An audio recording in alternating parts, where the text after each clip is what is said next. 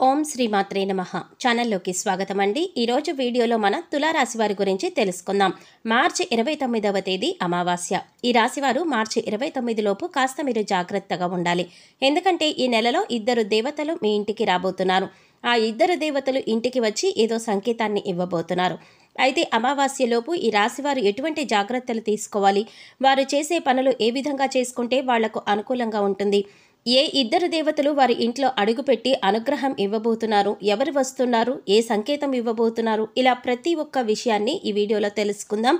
అలాగే ఈ సమయంలో మీరు మరిన్ని యోగవంతమైన ఫలితాలను పొందటానికి మీరు చేయవలసిన దేవతారాధన, అలాగే పాటించవలసిన పరిహారాల గురించి కూడా తెలుసుకుందాం. కానీ అంతకంటే ముందుగా మీరు కనుక మన ఛానల్ ఇప్పటివరకు సబ్స్క్రైబ్ చేసుకోకపోతే సబ్స్క్రైబ్ చేసుకుని పక్కనే వచ్చిన బెల్ ఐకాన్ నొక్కి ఆల్ సెలెక్ట్ చేసుకుంటే మేము ఇలాంటి వీడియోస్ అప్లోడ్ చేయగానే ముందుగా మీకు నోటిఫికేషన్ వస్తుంది. అలాగే వీడియోని ఎక్కడా కూడా స్కిప్ చేయకుండా చివరి వరకు చూస్తేనే మేమేం చెప్తున్నామో మీకు పూర్తిగా అర్థమవుతుంది. ఇక వివరాలకు వెళ్ళిపోతే, ఈ రాశికి సంబంధించినంత వరకు వాళ్ళ వ్యక్తిత్వం ఏదైతే ఉంటుందో అది చాలా సున్నితంగా ఉంటుంది. ఎక్కువ శాతం మీరు మనసుతో ఆలోచిస్తూ ఉంటారు. ఈ రాశి వాళ్ళు ఎప్పుడూ కూడా అవతలి వాళ్ళకి మంచి జరగాలని కోరుకుంటారు. అది వీళ్ళు ఫ్యామిలీ మెంబర్స్ విషయానికి వస్తే వాళ్ళ సంతోషమే వీళ్ళ సంతోషంగా భావిస్తూ ఉంటారు. అలాగే వాళ్ళు దానికోసం ఏదైనా చేస్తారు. వాళ్ళకి కష్టమైనా సరే, దాంట్లో వాళ్ళకి నష్టమైనా సరే, అవతలి వాళ్లకు మంచి జరుగుతుంది అని అనిపిస్తే ఖచ్చితంగా ఆ పని చేయకుండా ఉండరు. ఎదుటివారికి సాయం చేయటంలో ముందుంటారు. వేరే వాళ్ళని ఎక్కువగా హైలైట్ చేయాలి అని ఆలోచిస్తూ ఉంటారు. చాలాసార్లు ఈ మంచితనమే మిమ్మల్ని ముంచేస్తుంది. అలాగే ఎక్కువ శాతం మీరు మనసులో మాటను వేరే వాళ్ళకి చెప్పడానికి ఇబ్బంది పడుతూ ఉంటారు, జంకుతూ ఉంటారు. ఎవరికి కూడా మీ మనసులో బాధను చెప్పరు. ప్రతి ఒక్క విషయాన్ని మీలో మీరే దాచేసుకుంటూ బాధపడుతూ ఉంటారు. ఎక్కువగా మీరు నేరుగా ఆ భగవంతుడి దగ్గరే మీ బాధను విన్నవించుకుంటూ ఉంటారు. మీ మనసులో మాటను చెప్పుకుంటారు. అదే మీకు ప్లస్ పాయింట్ అవుతుంది. ఎందుకంటే ఎవరి దగ్గర మన బాధను చెప్పుకోవాలో వారికి మీరు బాధని చెప్పుకుంటున్నారు. అందుకే మీ పైన ఆయన ఇప్పుడు అనుగ్రహం చూపించబోతున్నారు. అందుకే ఈ నెలలో మీకు అనుగ్రహం ఇవ్వబోతున్నారు. ఇక రాబోయే టైంలో మీరైతే తీసుకోవాల్సిన కొన్ని జాగ్రత్తలు ఏవైతే ఉన్నాయో అవి ఖచ్చితంగా తీసుకోవాలి. ఇటువంటి జాగ్రత్తలు తీసుకోకపోతే స్వయంగా మీ చేతులతో మీరే మీ కాలు మీద కత్తి వేసుకున్నట్లు, అంటే మీరు చేస్తున్న పనులు మీరే చెడుకుంటుకున్నట్లు అవుతారు. ఇక దీంతో పాటు అమావాస్యలోపు చాలా మంచి శుభవార్త అనేది రాబోతోంది. ఆ వార్త మీరు కలలో కూడా ఊహించరు. అంత మంచి సంతోషాన్ని కలిగించే న్యూస్ అయితే రాబోతోంది.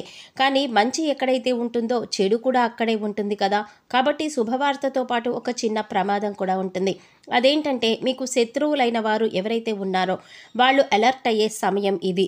అయితే మీ శత్రువులు ఏదో ఒక విధంగా మీకు నష్టం కలిగించడానికే ప్రయత్నిస్తారు. కాబట్టి మీరు ఈ రాబోయే టైంలో ఏదైనా నిర్ణయం తీసుకోవాలి అనుకుంటే మీరు తెలిసిన వ్యక్తితో అయినా, లేకపోతే బంధువులతో అయినా, ఇంట్లో కుటుంబ సభ్యులతో అయినా మీ ఆలోచనలు అనేవి చెప్పకూడదు. ఎందుకంటే ప్రతి పనికి కూడా ఆటంకం తీసుకురావడానికి మీ శత్రువులు అనేవాళ్ళు రెడీగా ఉన్నారు.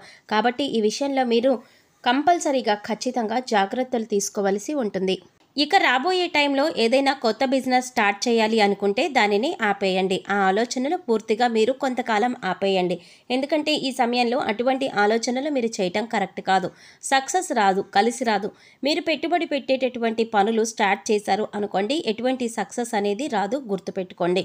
దానితో పాటు ఎక్కడా కూడా ఎవరికి కూడా సొంత మిత్రులైనా సరే, ఎంత బంధువులైనా సరే, దగ్గర వాళ్ళైనా సరే డబ్బు అనేది అప్పుగా తీసుకోకండి. అలాగే వాళ్ళు అప్పుగా మిమ్మల్ని అడిగినా కూడా మీరు డబ్బులు వాళ్ళకి ఇవ్వకండి. ఎందుకంటే ఈ సమయంలో మీరు చేబదులుగా డబ్బులు ఇచ్చినా, అలాగే మీరు డబ్బులు తీసుకున్నా అది మీకు అస్సలు కలిసి రాదు. కాబట్టి ఈ సమయంలో మీరు లావాదేవీలలో ఎక్కువ పడకుండా ఉండడం మంచిది. ఇక దానితో పాటు కేవలం డబ్బు విషయంలోనే కాకుండా నోటికి సంబంధించిన విషయంలో కూడా చాలా జాగ్రత్తగా ఉండాలి. ఎవరితో అయినా సరే మీరు మాట్లాడేటప్పుడు కొంచెం ఆలోచించి మాట్లాడండి. ముందుగా ప్రశాంతంగా మాట్లాడండి. ఆవేశపడుతూ కోపాన్ని ప్రదర్శిస్తూ మీరు మాట్లాడారంటే చాలా సమస్యల్లో పడే అవకాశం ఉంటుంది.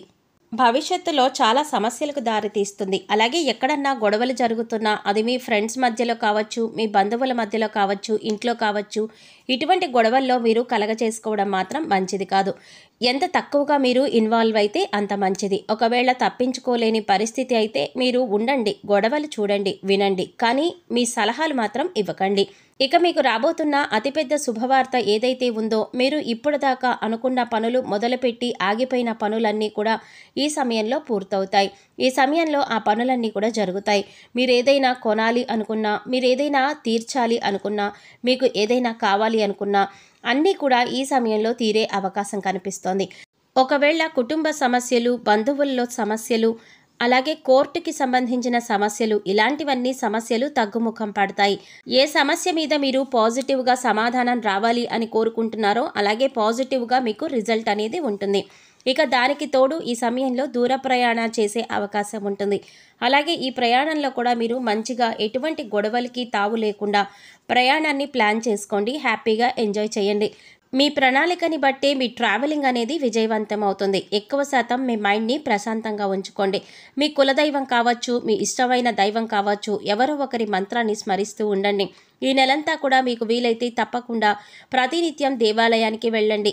మీ పేరు ఏదైతే ఉందో ఆ పేరుకి సంబంధించిన దైవాన్ని దేవాలయానికి వెళ్ళి దైవ దర్శనం చేసుకోండి. లేదు కుదరలేదు అన్న పక్షంలో కనీసం ఆ దైవం పేరునైనా స్మరిస్తూ ఉండండి. మీకంతా మంచి జరుగుతుంది. ఇక దీంతో పాటు మీ హెల్త్ విషయంలో కూడా మీరు జాగ్రత్తలు తీసుకోవాలి. ఎందుకంటే ఈ టైంలో మీకు జలుబు, దగ్గు వంటి సంబంధించిన అనారోగ్య సమస్యలు వచ్చే అవకాశం ఉంది. దానితో పాటు నడుముకి సంబంధించిన అలాగే నడుము కింద భాగంలో నొప్పి కానీ ఇంకేదైనా ప్రాబ్లం కానీ ఉండవచ్చు.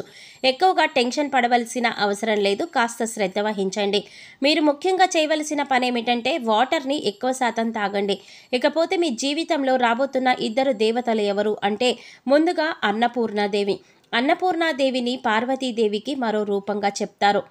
పార్వతీదేవి ఎక్కడైతే ఉంటారో శివుడు అక్కడే ఉంటారు. ఒకేసారి ఇద్దరు దేవతల అనుగ్రహం మీకు కలుగుతుంది. అన్నపూర్ణాదేవి ఎక్కువ శాతం ఎక్కడ ఉంటుందంటే మన కిచెన్ భాగంలో ఉంటుంది. కాబట్టి ఈ సమయంలో మీరు ఖచ్చితంగా నైట్ టైంలో పడుకునేటప్పుడు మీ ఉత్తర దిక్కులో మీ కిచెన్లో ఎక్కడైతే ఉత్తర దిశ ఉంటుందో రాత్రి పడుకునేటప్పుడు మీ కిచెన్ అంతా శుభ్రం చేసుకొని నార్త్ సైడ్ చక్కగా ఒక నెయ్యి దీపం వెలిగించాలి. లేకపోతే గోధుమ పిండితో నెయ్యి దీపం వెలిగించండి. అన్నపూర్ణాదేవి కోసం ఈ నెయ్యి దీపాన్ని వెలిగించాలి. వెలిగించిన తర్వాత మీరు వచ్చేసి పడుకోండి. మరుసటి రోజు ఉదయాన్నే కొండెక్కిన ఆ దీపాన్ని తీసేసి గోధుమ పిండితో అట్టు వేసి ఆవుకి కానీ కుక్కకి కానీ తినిపించండి.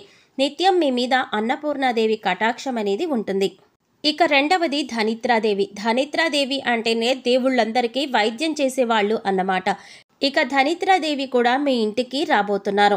ఇక ఎక్కడైతే ధనిత్రాదేవి అడుగు పెడతారో అక్కడ ఎటువంటి అనారోగ్య సమస్యలు ఉండవు. కాబట్టి ఈ ఇద్దరు దేవతలు మీ ఇంటికి రాబోతున్నారు.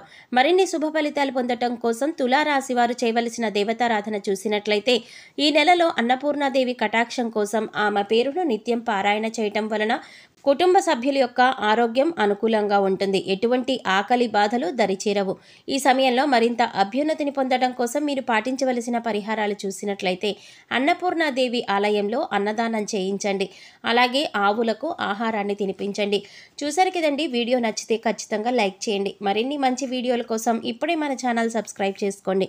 అలాగే మీ ఫ్రెండ్స్ అండ్ ఫ్యామిలీ మెంబర్స్లో తులారాశి వారు ఎవరైనా ఉంటే వారితో మర్చిపోకుండా ఈ వీడియోని షేర్ చేసుకోండి.